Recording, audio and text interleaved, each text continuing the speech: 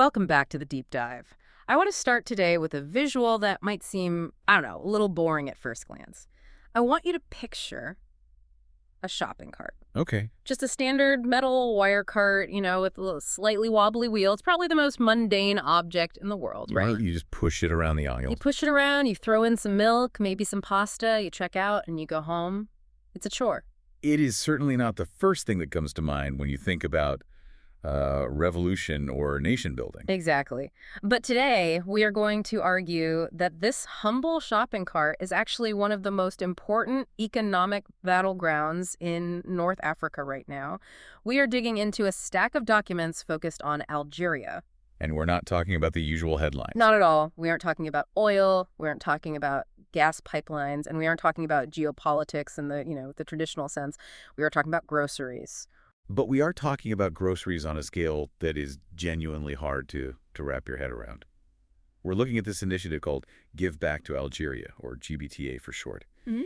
And to call it a supermarket chain is a massive understatement. I mean, it's really a structural overhaul of how an entire nation eats, shops, and, well, lives. That's the hook here, isn't it? We are looking at a market, the Algerian retail sector, that is staggering in its potential, but currently dominated by what the sources call traditional trade. And that's a huge percentage. We're talking 80 to 90% of the market being informal. The Give Back to Algeria initiative isn't just trying to take a slice of that pie. They're trying to bake a completely different pie. A national investment engine. That is the phrase that just kept jumping out at me in the source material. It's really ambitious. So they are taking the daily necessity of buying food, something 45 million people do every day, and turning it into a funding mechanism for national development. I mean, the scale of the ambition. We have to talk about the numbers right up front because they really do set the stage. Let's do it. This is a citizen-led model. They are not waiting for a government grant or a foreign conglomerate to come in and save the day. No. They are looking to mobilize 1.5 million contributors. 1.5 million people. To raise over 3.3 billion euros over 7.5 years. Wow. Okay, that's a staggering number. It's a massive mobilization of capital. But I think before we get lost in the billions, we need to ground this in the reality of the listener, or rather the reality of the Algerian consumer. Right. Because this solution, this massive financial engine, it wasn't created in a vacuum. It was created to solve a very specific set of problems that people face every single day. Right. So if you were living in Algiers or Oran or Annaba right now, the experience of just stocking your fridge is, let's call it challenging. Yeah. The report calls it the daily frustration. Yeah, that's a good way to put it. It's sort of a three-headed monster. Okay. First, you have price volatility. Yeah. 1 week, potatoes are affordable. The next week, the price is doubled. Why? Just because of speculation or a supply glitch? Exactly. You can't budget. You just can't plan your family's meals. Second, you have hygiene concerns. Has the meat been kept cold on its journey? Is the dairy actually fresh? There's no guarantee. There's no trust in the system. None. And third, you have the middleman inflation. Mm-hmm. You just know deep down that you are paying for 5 different people who touched that product before you did, each one taking a cut. So the mission of this deep dive, then, is to unpack the solution to those frustrations. We are going to look at how GBTA plans to transform all 69 wilayas, that's the provinces of Algeria, All of them. through this unique nonprofit model. We're going to look at how they plan to use commercial efficiency, selling that milk and pasta to fund libraries, swimming pools, and even housing. It's that sovereign community wealth fund concept, the whole idea of building tomorrow, today. Yeah. It's pretty powerful. It is. Okay, so let's start with the landscape. Section 1 in our outline is why Algeria needs a retail revolution. To really understand the solution, we have to understand the status quo. The sources describe a dual system. It's really a tale of two markets, and they barely interact. On one side, you have modern retail. Right. These are the supermarkets you might recognize, big international or regional chains like, Carrefour, or newer entrants like this 4 weeks concept. So they exist. It's not like there are 0 supermarkets. They exist, but here is the kicker. Depending on which data set you look at, this entire modern sector only controls about 3% to maybe 20% of the market. 3%. That is wildly low. I mean, that's almost nothing. It is. I mean, compare that to neighbors like Morocco or Tunisia, where it's much higher, or you look at Europe, where it's over 90%. Algeria is what the experts call significantly under-retailed. The infrastructure just isn't there. Which means the vast, vast majority of commerce happens in the other system, the traditional trade sector. The handout. Yeah. Handout. Yes, the corner shop. And we have to be fair here. The documents are very balanced about this. They don't paint the handout as the villain of the story. No, it's a social hub. It's a social institution. There are over 400,000 of them across the country. It's part of the fabric of the neighborhood. It's the place downstairs. It's convenient. You run out of sugar, you just run down. Exactly. Proximity is the #1 pro. It's right there. And there is also this immense social trust. The shopkeeper knows you, knows your family. Right. And crucially, there's the carnet de credit, the credit book. Explain that. It's an informal credit system. If you run out of cash before payday, the shopkeeper writes down what you took in a little notebook. You come back at the end of the month and settle up. So it's a massive informal social safety net. Huge. It keeps families afloat. You can't underestimate its importance. But there's always a but. While the social aspect is great, the economic aspect is messy. Messy is a very polite word for it. It's structurally inefficient. Because you have 400,000 tiny independent units, there's no consolidation. They can't buy in bulk. They can't buy in bulk, so they pay higher prices from the wholesaler. There is zero traceability. If you buy a yogurt that's gone bad, trying to figure out which farm or which factory batch it came from is completely impossible. The whole system is opaque. And this fragmentation, this opacity, leads to what the forces call the chain of pain. I love that title. Me too. It sounds like a heavy metal album, but it's actually a description of the supply chain. It's a perfect description because it hurts the wallet and it hurts the quality. Let's trace a product. Let's say a simple crate of tomatoes. Okay. It starts at the producer, the farmer. Then it goes to a regional wholesaler. These are the massive, chaotic, open-air markets like Semar in Algiers or El Yilma in Satif. I've seen pictures of these. It's just chaos. Places where prices are set by shouting and cash deals in the back of a truck. Exactly. Then from there, a local wholesaler buys a smaller quantity. Then maybe a semi-wholesaler buys even less and puts it in a smaller van. And then finally, the retailer, the handout owner, buys it. That is 4 or 5 layers of people just to move a tomato. And here's the key point. Every single one of those layers adds a margin. That is the middleman tax. Right. They aren't adding value. They aren't washing the tomato or packaging it nicely or checking it for quality. They are just moving it from one truck to another. So the price just inflates at every single step. And according to the logistics report we looked at, they aren't even moving it well. This is where it gets really bad. This is the cold chain break. This is the invisible crisis that nobody talks about. The report discusses informal logistics. And what that means is we are talking about perishable goods, cheese, meat, yogurt, vegetables being transported in non-refrigerated vans. In the summer. In Algeria. In private cars, sometimes. Just thrown in the back seat. So the product is literally cooking in the Algerian heat as it drives across the country. I can't even imagine. The waste must be astronomical. Precisely. This leads to massive, massive waste. You have reports of 20, 30, sometimes even 40% of fresh produce rotting before it ever reaches a table. And who pays for that? The consumer. You pay for the tomato you eat, you pay the 5 middlemen, and you pay for the tomato that rotted on the highway. You pay for all of it. That is the opportunity gap. The analysis in the documents is crystal clear on this. The failures of this current system, the opacity, the waste, the volatility, are exactly what creates the opening for a project like GBTA. Yes. They aren't just opening stores to compete. They are fixing the fundamental plumbing of the national economy. That's exactly the right way to see it. It's an infrastructure project disguised as a retail project. The supermarket is just the most visible part of it. So let's look at the engine they are building to do this. The Give Back to Algeria model itself. As we mentioned, this isn't a standard corporation. The structure is. It's fascinating. It's what they call a hybrid engine. And to protect the mission, to make sure it doesn't get corrupted over time, they have split the organization into 2 distinct legal entities. Okay, so what's the first one? First, you have the Guardian. This is a national nonprofit association set up under Algerian law 1206. The Guardian.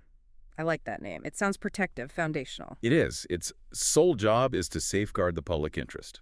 It holds the vision. Yeah. It ensures the mission doesn't get diverted by greed or, short-term thinking. But a nonprofit association can't really run a hypermarket chain efficiently. That's not what they're built for. Exactly. Yeah. So they have a second entity. Which is the executor. This is a commercial operating company called Alamana Development. Alamana, so the trust or the fiduciary. Precisely. And this company is wholly owned by the association. They are the ones who hire the staff, negotiate with suppliers, build the warehouses, and run the business day to day. They operate with professional commercial discipline. So it's a nonprofit brain with a for-profit corporate body. That's a perfect analogy. Yeah. And the fuel for this body, the capital, it comes from the people.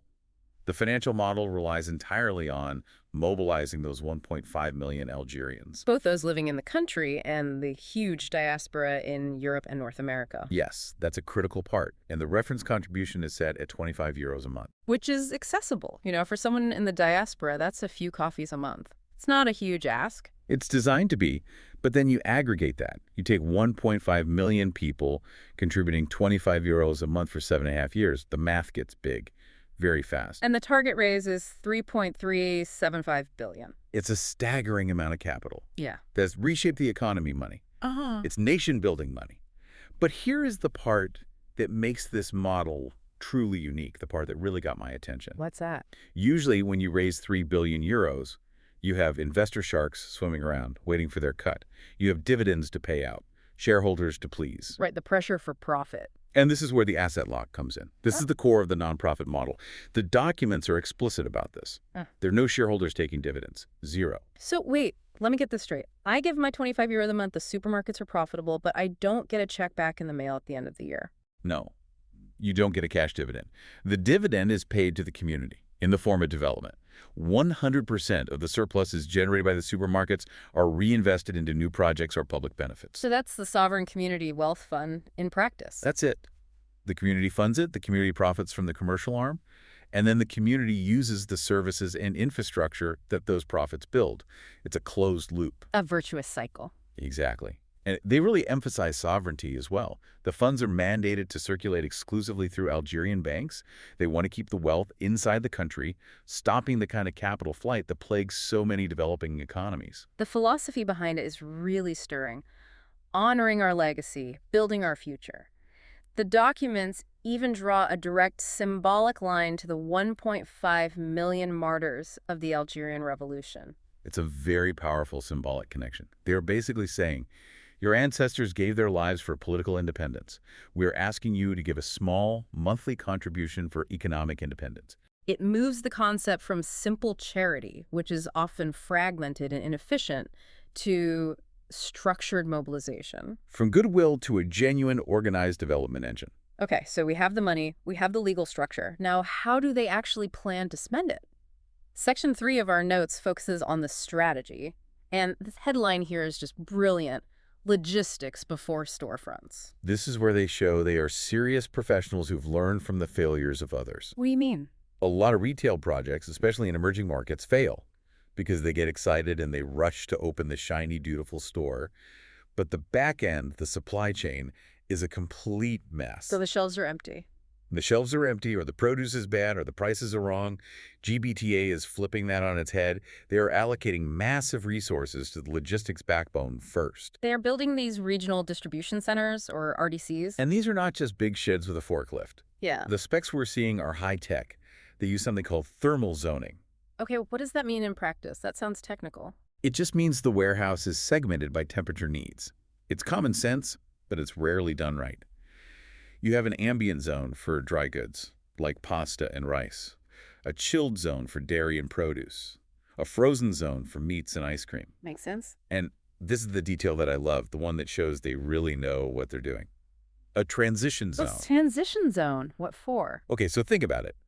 When you move a pallet of frozen goods from the deep freeze, which is maybe minus 20 degrees Celsius, to the loading dock to put it on a truck. Right. If you do that on a hot loading dock in the middle of July in Algeria, the outer layer of the product melts instantly. Then it refreezes in the truck. That creates ice crystals and completely ruins the texture of the food. I never even thought about that. A transition zone is a cooled loading bay that prevents that thermal shock. It guarantees the quality of the product from the warehouse to the truck. It's that attention to detail that builds trust. And speaking of locations, they mentioned the Blida warehouse as the starting hub. Blida is perfect. Here. It's near Algiers. It's centrally located for the most populous part of the country. But they also explicitly mention Hassi Messaoud as a critical south hub. That's way down in the desert. That's the oil and gas region. Exactly. By planning a hub there from the beginning, They're signaling that this isn't just a project for the coastal cities. They're targeting the expat oil community, the local southern population, everyone who often gets ignored by national retail chains. It's about total national coverage. And a key part of this is that they own the fleet. They aren't just renting random vans off the street. They own the refrigerated trucks. They control the cold chain from their warehouse door to the store shelf. No breaks, no exceptions. Now, to fill these massive high-tech warehouses, they plan to completely bypass those chaotic wholesale markets, Samar and El Alma, that we talked about earlier. They want direct sourcing. This is the holy grail of modern retail, buying directly from the producers and the factories. But there is a huge challenge in Algeria to doing that, the informal economy. Right, the cash economy. A lot of small farmers in Algeria work entirely in cash. They don't have invoicing software. They don't have a business license in the formal sense. They can't easily deal with a big corporate buyer who needs everything documented. So how does GBTA solve that? They take on the role of the aggregator. What does that mean? It means GBTA essentially acts as a cooperative. They go to the small farmers and say, we'll buy your entire crop. We will pay you in cash if needed. They handle the paperwork, they handle the packaging, the grading, the logistics. They formalize the stock so it can enter the modern supply chain legally. So they take the administrative burden completely off the farmer. Completely. It bridges the gap between the traditional informal farmer and the modern formal economy. It's a huge service. That's huge. Okay, so the plumbing is in place. Let's talk about the stores themselves. Section 4 in our notes. We know they want to cover all 69 wilayas. Which is an incredibly ambitious footprint. They want to be everywhere, from the capital down to the smallest towns in the deep south. Yeah. To do that, you can't just have one type of store. It won't work. So they've developed a multi-format strategy. Exactly. They have 4 distinct formats designed for different environments. Let's run through them. First, the big one, the Hypermax. This is the flagship, the beast. We're talking 5,000 to 9,000 square meters. It's massive. A destination. A total one-stop shop. You buy your food, of course, but you can also buy clothing, electronics, furniture. The plans show they integrate services like pharmacies, opticians, cafes. It's a destination for the whole family on a weekend. Okay, then you have the next step down, the supermarket. These are your more standard, large supermarkets, maybe 1,800 to 4,500 square meters. You'd likely find these in the suburbs. This is designed for the weekly bulk family shopping trip. Then it gets more specialized with the urban fresh. Right. City centers, dense urban areas, smaller footprint, 600 to 1,300 square meters. This is all about convenience. It's for people grabbing something on the way home from work, lots of ready-to-eat meals, sandwiches, daily top-ups. And finally, the one that I think is the most interesting strategically, the neighborhood stores. I agree. This is the direct competitor, or maybe alternative, to the handout. These are tiny, 90 to 250 square meters. They can be slotted right into existing residential neighborhoods. What do they A sell? limited curated range, maybe 2,000 to 5,000 essential products, bread, milk, oil, sugar, the absolute basics. The focus is on speed and convenience. So why is this format so strategically important? Because it meets the consumer where they are. It offers the proximity and convenience of the handout, which people love, but it brings the pricing power, the guaranteed hygiene, and the product consistency of a national chain. It's how they penetrate the market deep into the community fabric. And they are layering modern technology on top of all of this. I see a note about a Give Back private label brand and an app for home delivery. Which is absolutely crucial for bypassing the insane traffic in major cities like Algiers. If you can get reliable, on-time delivery of groceries to your door, you win that customer's loyalty instantly. It's a game changer. Let's move to Section 5 then, the economic ripple effects. Because a project this size doesn't just exist in a bubble. It changes the gravity of the entire economy around it. We talked about the farmers. How does this actually change their lives on the ground? It moves them from gambling to business. I mean, right now, for many small farmers, it's speculative. You plant your crop, you pray for good weather, and then you pray the price is good when you get to market. It's precarious. Extremely. GBTA introduces contract farming on a massive scale. Which means stability. That's the word. Exactly. They offer farmers stable, long-term contracts. We guarantee we will buy 50 tons of your potatoes at this pre-agreed price. When a farmer has that contract in hand, their entire risk profile changes. They can get a loan from a bank. They can get a loan. They can invest in better seeds, better irrigation, new machinery. It kickstarts the modernization of the entire agricultural base from the ground up. There is also a specific note in the documents about red meat. Why single that out? Yes, there's a specific initiative to source red meat locally, ensuring reliability and quality. This is a sector that has seen a lot of inflation and, frankly, a lot of quality issues in Algeria. By creating a stable, direct sourcing chain, they can stabilize the price for the mom and dad trying to buy meat for dinner. And jobs. This is a huge job creator, and we aren't just talking about people stocking shelves. No, not at all. We are talking about professionalizing the entire retail and logistics sector. They'll need logistics managers, data analysts, facility managers, truck drivers, marketing experts, buyers. And GBTA emphasizes training in its charter. They are creating long-term careers, not just gigs. And for the consumer, the ultimate ripple effect, the thing they feel every week, is price stability. That's the end goal of the logistics chain. By controlling the chain from farm to shelf and cutting out the waste, GBTA acts as a national buffer when the global market for a commodity fluctuates or when local speculators try to drive up prices. GBTA can hold steady. They can hold steady because they control their own supply and their own costs. They become a price regulator by default. Okay, so we've covered the engine, the supermarket, and logistics network. Now let's talk about what that engine is built to power. This is Section 6, the broader ecosystem. This is where the nonprofit model really shines. This is the why.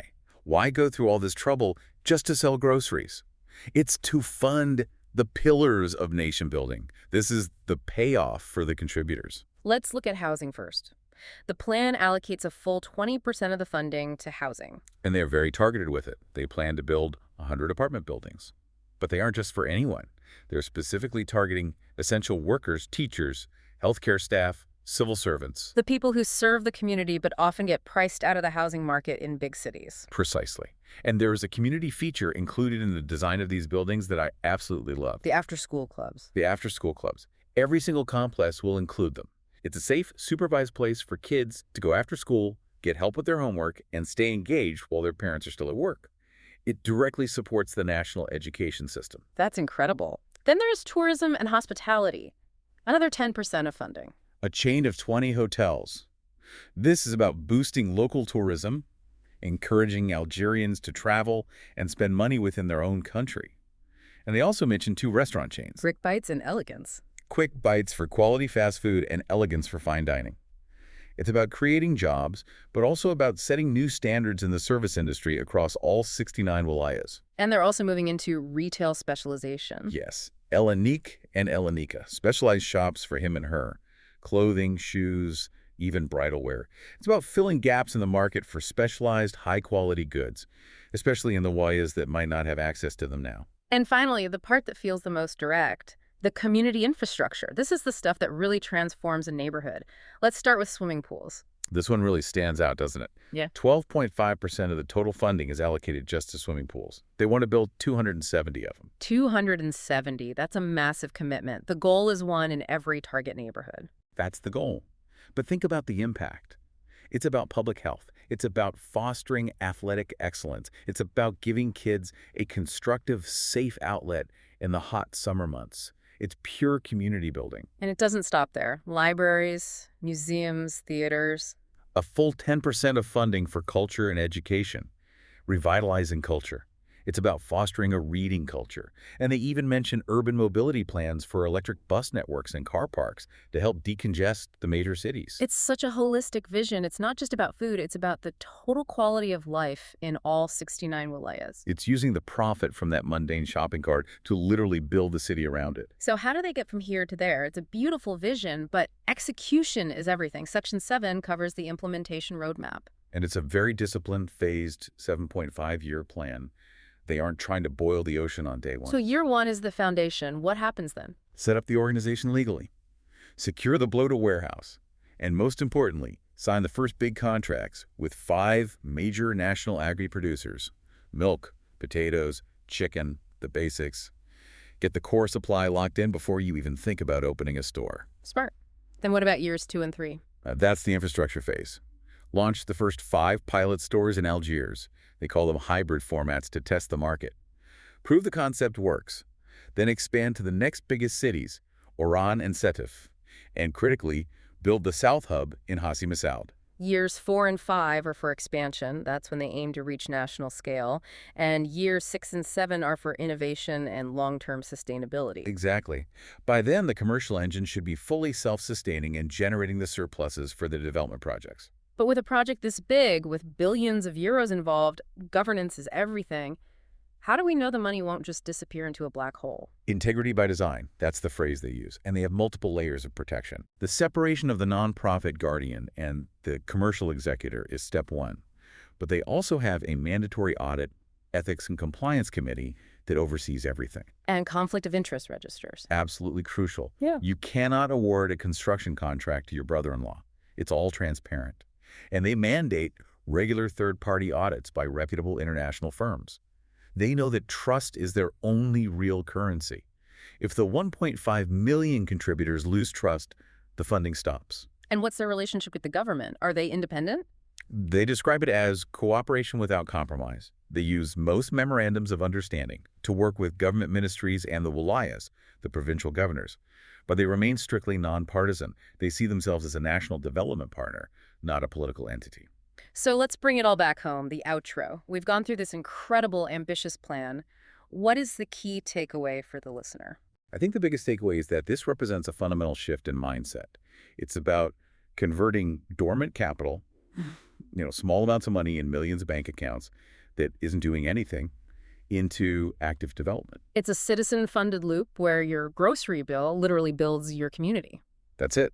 It's a bold, audacious vision. And for those who are listening and want to be part of it, the call to action in the documents is very clear. What is it? It is. They are actively seeking those 1.5 million contributors to make this a reality. The call is to join the movement. The hashtag they're using is hashtag #GiveBackToAlgeria. And the websites are givebacktoalgeria.com and giveback2dz.com. So I want to leave you, our listener, with that image of the shopping cart again. Just picture it. When you walk into a GBTA store in the future, if this plan succeeds, and you put that carton of milk or that bag of dates in your cart. You aren't just buying dinner. You are not just buying dinner. You are buying a brick for a new library. You are buying a few gallons of clean water for a community swimming pool. You are buying a window for a teacher's new home. Together we build. Together we made history. That is the promise at the heart of it all.